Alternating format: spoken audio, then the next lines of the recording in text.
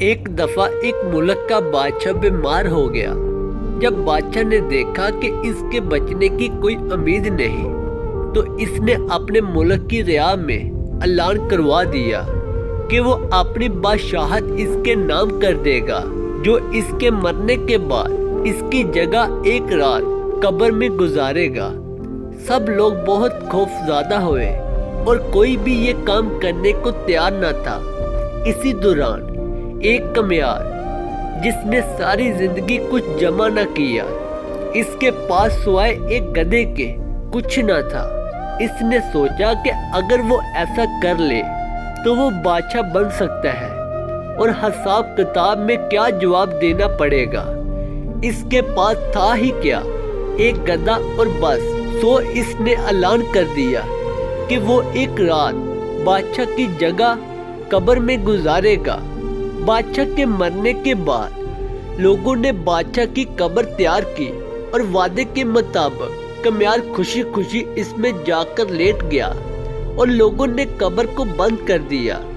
کچھ وقت گزرنے کے بعد فرشتے آئے اور اس کو کہا کہ اٹھو اور اپنا حساب دو۔ اس نے کہا، بھائی حساب کس چیز کا؟ میرے پاس تو ساری زندگی تھا ہی کچھ نہیں سوائے ایک گدھے کے۔ فرشتے اس کا جواب سن کر جانے لگے، لیکن پھر ایک دم رکے اور بولے، ذرا اس کا نامہ اعمال کھول کر دیکھیں، اس میں کیا ہے؟ بس پھر کیا تھا؟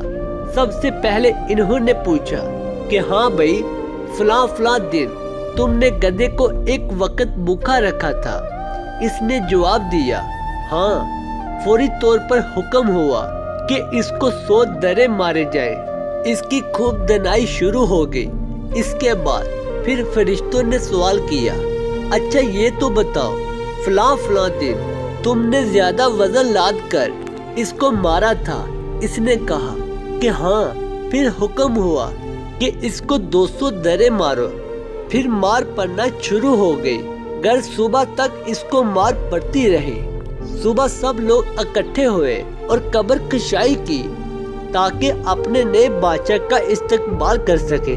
جیسے ہی انہوں نے قبر کھولی تو اس کمیار نے باہر نکل کر دوڑ لگا دی۔ لوگوں نے پوچھا، بادشاہ سلامت، کدھر جا رہے ہیں؟ تو اس نے جواب دیا، او بھائیو، پوری رات میں ایک گدھے کا حساب نہیں دے سکا تو پوری ریا اور مملکت کا حساب کون دیتا پھرے؟ کہانی فرضی ہے، لیکن کبھی سوچا ہے کہ ہم نے بھی حساب دینا ہے اور پتہ نہیں کہ کس کس چیز کا حساب دینا پڑے گا، جو شاید ہمیں بھی یاد نہیں۔ دعا ہے کہ اللہ تعالی ہم سب کو اس پر عمل کرنے کی توفیق عطا فرمائے۔